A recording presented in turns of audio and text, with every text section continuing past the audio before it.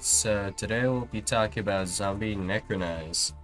Zombie Necronize's effect is if a level 5 or higher zombie monster is on the field, target one monster your opponent controls, take control of it until the end phase.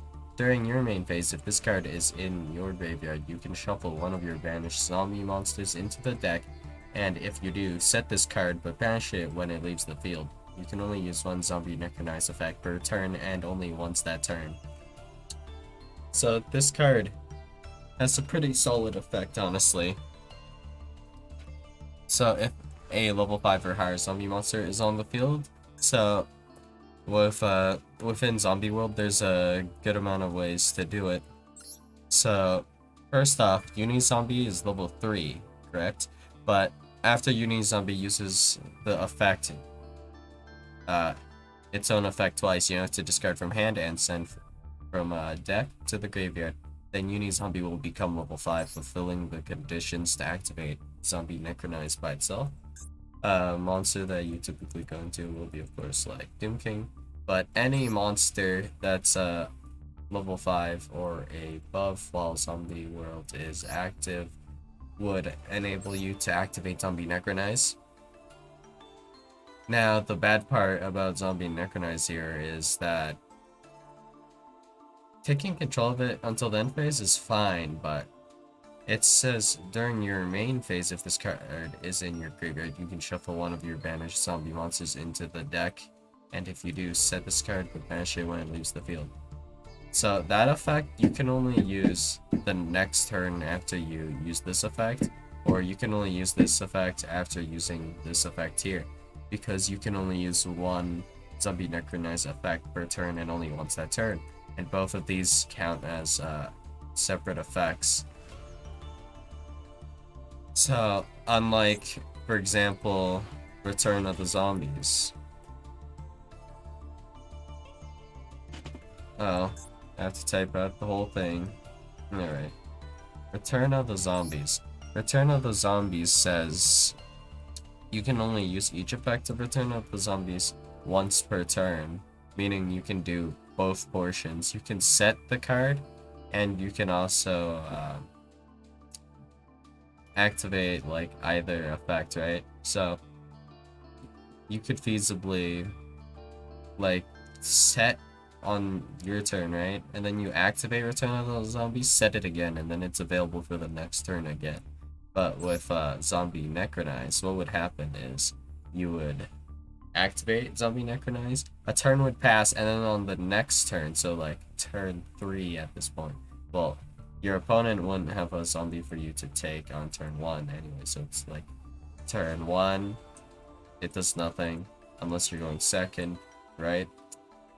So then turn like 3, your opponent might have a target for you to steal to begin with, and then right after that is turn, what is it, 5? You can't set it yet. And then turn 6, you can set Zombies Necronize. And then turn 7, still nothing. You can't activate it because it's a normal spell. And then on like, what is it, like turn? Well, that's the general idea. It takes quite a while for it to get back to the second activation of Zombie Necronize. That's kind of why Zombie Necronize sucks a bit. It's quite slow. It's actually slower than arguably Return of the Zombies, which is kind of suckish in that regard. But it is still a fun card to play around with.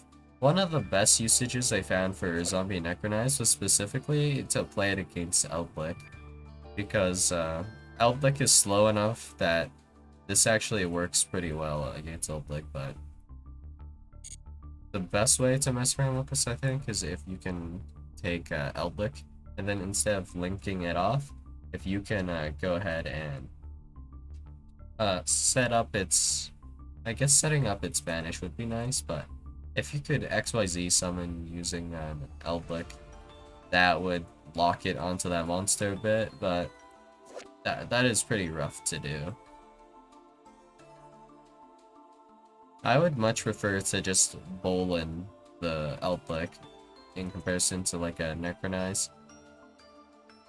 But the fact that Elblick does, like, Elblick the Golden Lord is a level 5 or higher zombie monster already, and this just states a level 5 or higher zombie monster is on the field, meaning that if your opponent has, for example, a Baron de Flor or whatever, just a high level monster in general, and you have Zombie World active, then Zombie Necronize is available.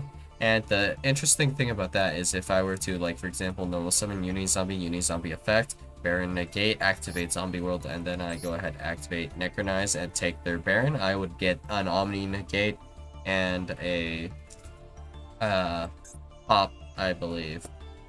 Actually, I should double check the wording on Baron. Yu-Gi-Oh.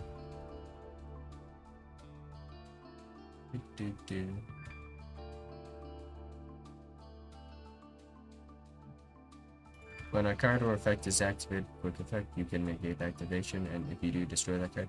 You can only use the previous effect of Baron de Flor once per turn.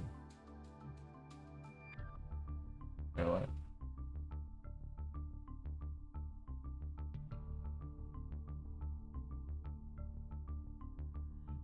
Wait, was that always how it was worded? I believe it was like, you get the Omni negate like once per when Baron is face up.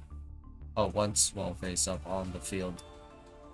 Actually, no, you don't get the Omni, I think. Do you? Once while face up on the field. No, you don't get the Omni, I guess, because it has to hit the graveyard first to work like that, but you still get the pop, I guess, which is fine. Stuff like that, I guess. That's fine. But like, spells are typically better removal than monsters because one of the most prominent negates on all of the cards in Yu-Gi-Oh! Are monster related. For example, Mirror Jade, I guess, right? Oh, I missed an R.